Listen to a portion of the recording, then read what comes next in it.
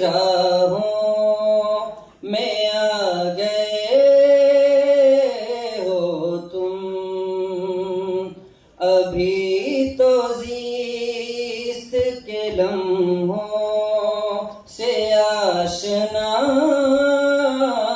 نہیں، ابھی تو زیست کے لمحوں سے آشنائی نہیں۔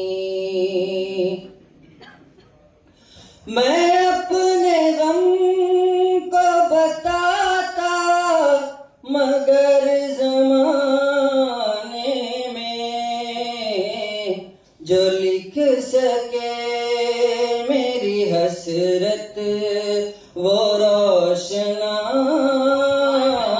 نہیں، جو لکھ سکے میری حسرت وہ روشنائی نہیں۔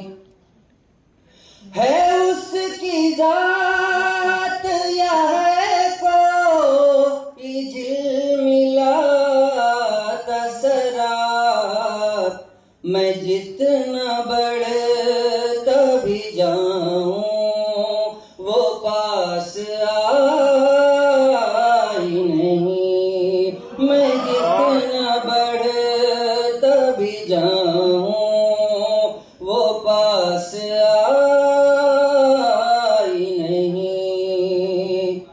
کیا ہے جب بھی ارادہ نہ چاہیں گے اس کو، تو دل ہے تھم سا گیا اور سانس آئی نہیں، تو دل ہے تھم سا گیا اور سانس آئی نہیں۔ مقطع سماعت کر لیں۔ خلا میں گونجتی جائیں گی تا ابد جاذب وہ دھڑکن